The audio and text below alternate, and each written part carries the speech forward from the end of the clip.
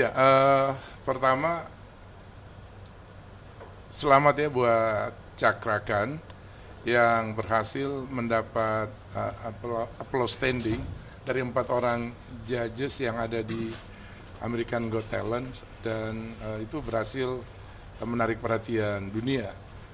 Per hari ini atau lebih kurang sehari ini itu udah hampir 1 juta ya viewersnya. Artinya sehari 1 juta itu luar biasa untuk sebuah pencapaian di media sosial khususnya di YouTube. Jadi sekali lagi selamat buat Cakra. Pernah ngobrol ya wawancara dengan Cakra. Salah satu yang menarik dari sosok Cakra itu selain suaranya yang unik, punya karakter, timbrenya tuh jarang dimiliki oleh penyanyi Indonesia. Kalau kita lihat padanannya, kita bisa ingat karakter vokalnya Rod Stewart di dunia ya. Kalau di Indonesia mungkin seperti Ikang Fauzi, tapi enggak. Dia lebih berat dan lebih cenderung lebih kasar. Tetapi ketika dia nyanyi di American Got Talent, saya nggak tahu timbre yang kita kenal selama ini itu terjadi perubahan yang lebih yang lebih soft gitu. Jadi dia udah nggak terlalu jadi seraknya nggak kasar, tetap timbrenya itu berat, tapi nggak terlalu kasar. Terus dia nggak nyanyinya tuh nggak ngotot seperti kalau kita lihat di Indonesia. Oh iya, Sandi Sandoro, cara bernyanyinya kurang lebih sama. Jadi suara mereka tuh dari leher sini ya ke atas ke kepala. Jadi mereka bukan dari perut, dari dada, tapi dari leher ke atas. Biasanya penyanyi dengan suara yang rendah dan range yang terbatas menggunakan teknik itu, dan ya dua itu sih, Sandi sama Cakra. Dan Cakra kemarin di American Got Talent menurut saya itu berhasil membuat dewan juri itu terpesona karena karakter itu jarang, di dunia juga jarang, dan dia menampilkan dengan cara yang gaya nyanyi millennials. Milenial sekarang kan nyanyi itu nggak ngotot, santai, relax. Kalau kita bandingkan dengan semua jebolan American Idol, American Got Talent yang khusus nyanyi, itu rata-rata yang ekspresi sangat kuat, bertenaga, soulful gitu. Cakra juga selalu bilang dia tuh nyanyinya tuh blues, terus soul dan sedikit rock gitu. Nah dia karakternya negro banget. Nah tapi kemarin dia memadukan tuh antara karakter penyanyi negro dengan penyanyi kulit putih. Dan Amerika suka gaya nyanyi yang seperti itu. Jadi lebih ringan, lebih ngepop lah gayanya dia, dan dia berhasil lah menaklukkan dewan juri. Mas Bud, tapi banyak juga beberapa kalangan yang mengkritik kalau bahwa Cakra itu nggak berani main lagu dengan nada-nada tinggi karena ada keterbatasan di karakter vokal suaranya yang memang lebih ideal memainkan lagu-lagu rendah, tempo-tempo pelan. Tanggapan Mas Budi seperti itu? Iya, jadi sebetulnya kritik orang terhadap suara Cakra yang tidak bisa menjangkau nada tinggi sama seperti kritik orang terhadap Sandi Sandoro. Nah, tapi kalau kita ingin melihat musik bukan sekedar suara yang tinggi, tapi karya musik itu adalah karya harmoni antara musik, suara, tinggi rendah suara, ada dinamika. Justru Cakra kan berhasil dengan keterbatasan suara dan timbre yang berat seperti itu, dia berhasil melampaui teknik bernyanyi yang indah gitu. Jadi justru ini banyak nih penyanyi ya itu ngerasa lebih nyaman nyanyi di nada tinggi daripada nada rendah. Nada rendah tuh susah. Agar terlihat Iya, hebat gitu. itu nanti kelihatan cemen kalau nggak bisa nyanyi, seperti orang baru belajar nyanyi dan sebagainya. Ya kayak Sandi Sandoro tuh berhasil dia menaklukkan nada rendah. Coba aja suruh Once nyanyi nada rendah, nggak dapat, bisa fals dia. Suruh aja Kakak Sleng. Nah, Kakak Sleng bisa nyanyi rendah dia, karena Kakak emang terlatih nyanyiin blues dari kecil. Dan ya kalau ada yang ngeritik Cakra kan, ya saya ingin membela ya. Kalau ada penyanyi blues yang bagus di Indonesia, salah satunya Cakra Khan, selain siapa si Sandi Sandoro yang bisa nyanyi blues, nyanyi soul dengan bagus. Nggak semua bisa. Silakan kita mau lihat siapa, Arman Maulana, ayo. Siapa, Once Elo, Firza, nggak bisa nyanyi blues dengan bagus. Ahmad Dhani sering ngeritik beberapa musisi, kalau ini nggak bisa main ini, nggak bisa main ini. Dia pernah ngeritik Bim Bim nggak bisa mainin musik yang berat. Ya sama, kritik saya juga. Coba aja suruh Once nyanyi yang rendah, nyanyi blues seperti Cakra kan nggak bisa. Pasti Cakra yang bisa. Jadi kritik itu benar, tapi tidak tepat. Benarnya bahwa Cakra kan memang tidak bisa menjangkau nada tinggi ya, karena itulah potensi suara yang diberikan, timbrenya udah begitu, itu nggak bisa dirubah, itu yang namanya signature. Tapi tidak semua orang dengan nada rendah bisa nyanyi dengan harmonis. Gua nih kalau suruh nyanyi nada rendah gua nggak dapet. Nada gua ini rendah, tapi gua nggak bisa nyanyi menaklukkan nada rendah itu. Kenapa ya? Karena itu kan butuh teknik, butuh latihan. Terus banyak hal sebetulnya. Jadi penyanyi itu ada yang bisa menaklukkan nada-nada itu kalau di kunci nada A atau B atau C atau D atau E atau F atau G. Nah, orang yang tidak bisa memilih nada yang tepat atau istilahnya itu playing chord. Jadi chord yang dimainkan itu adalah chord yang sesuai dengan karakter vokalnya. Banyak penyanyi gagal di situ. Nah, Cakra Khan itu salah satu contoh yang terbaik. Menurut saya di Indonesia cuma ada dua, Cakra Khan dan Sandi Sondoro. Mas Budi, mungkin untuk Cakra yang ingin menjangkau dunia internasional begitu ya, perlu nggak sih Mas Budi dia untuk mengeksplor lagi dirinya, mungkin keluar dari zona nyamannya di nada rendah, mencoba-coba untuk menggauli nada tinggi, perlu nggak menurut Mas Budi? Nah, ini pertanyaan, ini diskusinya sebetulnya. Jadi kalau ada pertanyaan penting, pertanyaan besar, ya, big question buat Cakra Khan, itu sama, pertanyaan yang sama juga harus dialamatkan ke Agnes Monica, ke Nicky, ke Rich Brian yang sekarang ada di Amerika ya, sedang berjuang. Terus termasuk juga yang kemarin fenomenal tuh Putri Ariana, bahwa kita akan melihat yang sukses dari nama-nama yang sedang berjuang di Amerika hari ini adalah bukan mereka yang bernyanyi sebagus Whitney Houston atau mereka yang bergaya seperti Britney Spears, Ariana Grande, atau mereka yang nyanyi rap seperti Rich Brian itu dengan gaya Timberlake dan penyanyi rap lainnya ya kelas dunia, Snoop Doggy Dogg. Enggak. Karena kalau itu yang dilakukan maka akan bertemu dengan orang-orang yang hebat di Amerika, nggak mungkin. Lalu banyak tempat untuk yang baru ya. Ya nggak bisa. Jadi nggak mungkin kita bisa nyanyi lebih orang Indonesia nyanyi lagu blues nggak bisa ngalahin negro sampai mati, sampai dunia kiamat. Nggak mungkin. Sorry to say. Orang Indonesia yang nyanyi lagu metal sampai dunia kiamat juga nggak akan bisa nyamain penyanyi metal sekelas Metallica. James nggak mungkin bisa dikalahin. Kenapa?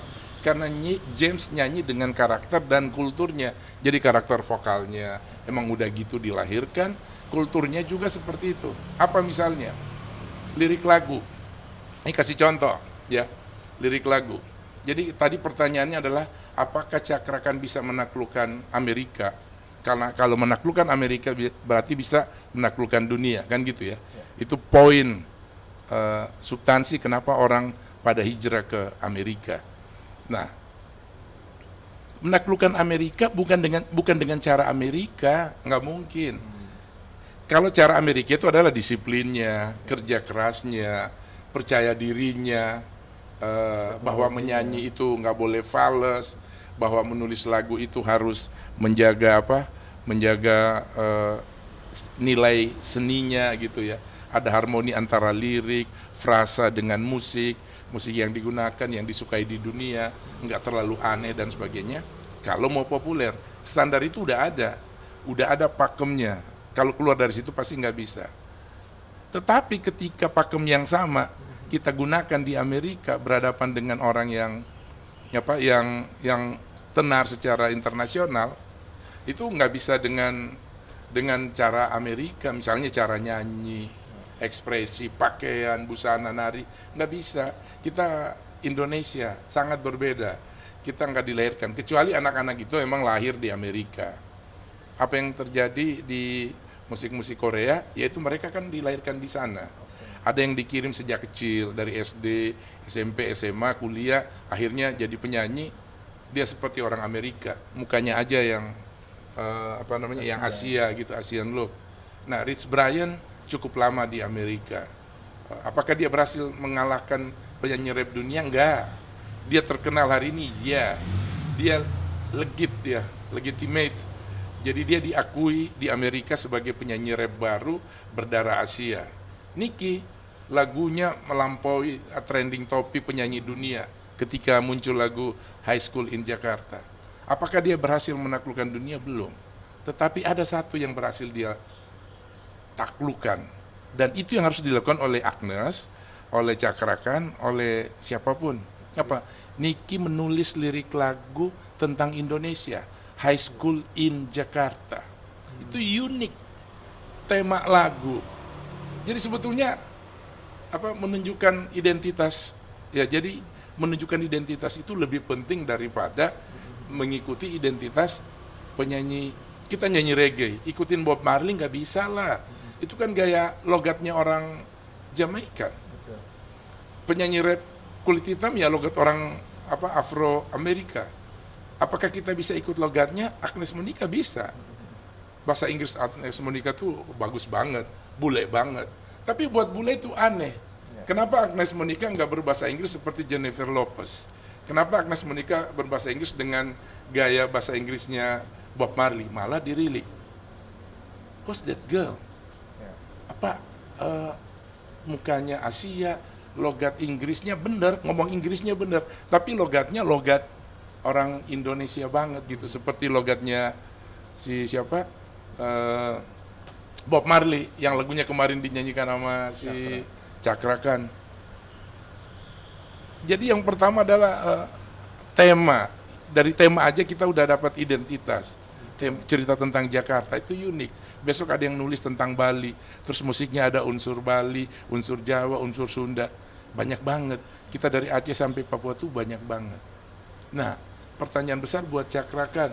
Cakra sekarang dikenal di Amerika gara-gara ikut American Got Talent. Tapi apakah dia bisa menaklukkan Amerika? Belum tentu. Pertama, Amerika itu akan memuji penyanyi yang menulis karyanya sendiri. Bahkan semua penyanyi besar dunia, kelas dunia, itu nulis karyanya sendiri, lalu kemudian dia memproduksi karyanya sendiri. Penyanyi solo ya. Semua, Ariana Grande, siapa lagi yang kita mau sebut. Semua melakukan itu, Britney Spears, semua siapa? Taylor Swift. Nulis lagu sendiri, awalnya ada yang produserin, lalu kemudian memproduseri dirinya sendiri, terus kemudian dia dibantu sama musik director dan seterusnya. Hari ini Agnes sudah mulai melakukan itu. Agnes bahkan mengikuti, ya menurut saya, mengikuti jejaknya si siapa? Si Nicki. Nicki menulis judul lagu High School in Jakarta. Itu langsung terasa unik di kepala orang Amerika. Apaan nih Jakarta? Mereka tahu ini ibu kota Indonesia. Tapi kenapa emang High School in Jakarta? Ternyata di lirik lagunya tuh yang dia cerita tuh sesuatu yang, wah, masa sih sekolah SMA di Jakarta sampai begini? Masa sih anak SMA Jakarta sampai seperti ini? Enggak, itu unik buat mereka. Dan karena unik kemudian diikutin. Akhirnya jadi legitimate. Jadi diakui bahwa emang ini anak penyanyi yang akan menaklukkan industri. Belum iya, tapi bakal menaklukkan industri musik dunia. Artinya dari sisi kita sebagai orang Indonesia yang akan ke sana, kita mempertahankan originalitas gitu ya Mas. Ya. Dan dari sisi Amerika, dari sisi warga Amerika, kita harus mencari sesuatu yang aneh mungkin dalam tanda kutip. Betul. Yang kalau kita konteksnya mendiskusikan soal siapa si Cakrakan, kan ada dua lagu tuh yang dia nyanyiin. Yang pertama itu lagu apa? lagu yang kemudian disuruh berhenti sama Simon. Ya, Simon bilang begini, ya udah stop, kamu ada lagu lain lagi. Lalu nyanyiin lagu Bob Marley, No Woman No Cry. Dan itu berhasil, karena emang lagu itu sangat populer di dunia, termasuk di Amerika gitu. Itu berhasil menaklukkan semua penonton dan dewan juri. Nah, kenapa Cakra enggak menyanyikan lagu berbahasa Indonesia, lagunya sendiri, yang populer di Indonesia? Pasti juri akan nanya, mungkin suruh berhenti, tapi dengan kemampuan teknik vokal yang luar biasa, kenapa itu nggak dilakukan? Kan Putri Ariana kan kemarin nggak melakukan itu. Putri Ariana kehilangan identitas Indonesianya ketika dia nyanyi dan bermain piano, sampai akhirnya dia bilang secara teks, secara verbal bahwa saya orang Indonesia. Ingat, ketika dia menyebut Indonesia, itu unik. Lalu orang, wow, Indonesia, ada apa nih? Sehebat apa sih? Kayak apa sih? Jadi orang pengen ikutin, TV ditongkrongin, YouTube ditongkrongin, membengkak deh yang nonton. Hitsnya naik, viewsnya jadi jutaan. Jadi membuat orang nongkrong. Ya kalau di industri hiburan bilang, ketika ada lagu baru, ada orang baru nyanyi, 30 detik dia bisa nggak hypnotize, mempesona. Nah, ketika si Putri Ariana muncul, yang pertama dia cerita, saya Putri Ariana dari Indonesia. Saya nyanyi sejak umur 4 tahun. Wah, itu udah, wah, 4 tahun.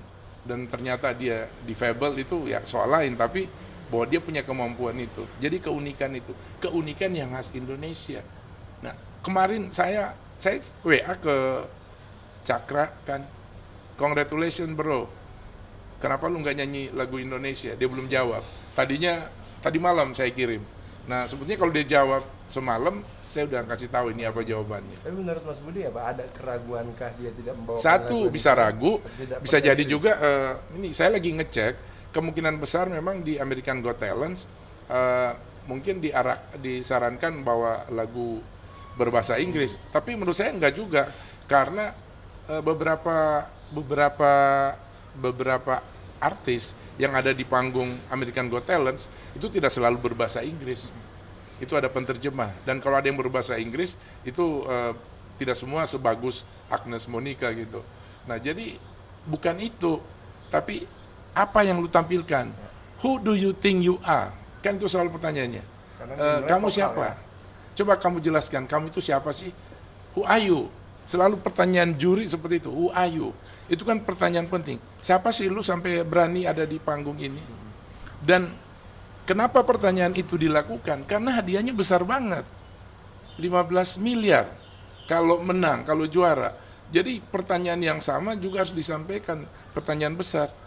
Siapa lu berani ada di panggung ini untuk dapatin uang sebanyak 1 juta US itu? Nah, jadi sebetulnya menurut saya yang akan diakui itu adalah orang yang menyanyikan identitasnya. Karena ketika lu pengen tampil seperti Amerika nggak bisa. Agnes Monica 10 tahun dengan gaya R&B negro, nggak dapet. Dia nggak pernah, bahkan ya, sorry to say, Agnes Monica pernah mengatakan bahwa saya bukan Indonesia. Maksudnya bukan dia nggak mengakui itu, ya emang dia besar di Jakarta, lahir di Jakarta, dan KTP-nya Indonesia. Tapi darahnya itu kan emang bukan Indonesia, bukan Melanesia gitu ya. Bukan Melayu, dia campuran, ibunya juga ada berdarah Jerman dan sebagainya. Tapi itu soal lain. Tapi hari ini, coba dengerin lagu Agnes Monica yang terbaru. Judulnya Get Loose, terus tulis sendiri, nyanyi sendiri, bahkan dia juga ikut membantu ngedirect videonya sendiri. Bahkan dia memasukkan unsur tarian gaya Dewi Persik, yang goyang gergaji gini, ada beberapa menit di part dalam video itu di Get Loose. Dia nyanyi nari sama bule dengan gaya gergaji, dan Dewi Persik ngerasa seneng karena gayanya dia dipakai. Nah, itu kan contoh di Amerika nggak ada, itu unik. Itu yang pertama. Yang kedua, Agnes memasukkan lirik dalam lirik di lagu Get Loose itu. Saya nebak ini lagu kok kuat ya, lebih kuat dari yang sebelumnya tuh, yang Cook Bottle. Itu Cook Bottle itu yang nyanyi sama Timberlake, nyanyi rap Amerika. itu juga nggak naikin namanya. Terus dia nyanyi sama Chris Brown juga nggak naikin namanya. Tapi menurut saya Get Loose bakal naikin namanya. Kenapa? Dia jadi menarik karena lirik lagunya kan didengar sama publik, penikmat musik di Amerika. Ada liriknya begini. Pokoknya itu kan cerita tentang perempuan yang nggak dianggap, dilecehin lah sama laki-laki gitu. Bahkan dia bilang, lu jangan lecehin gue, ada nyokap gue yang ngamatin lu, dan yang paling penting gue ini perempuan asal Indonesia, asal Jakarta. Itu keren banget. I'm a mom from Jakarta. Cuman itu dinyanyikan dalam frase yang rapat, jadi nggak ditangkap dengan publik. Tapi kalau kita jeli, dia menyebutkan saya perempuan asal Jakarta. Hati-hati lo.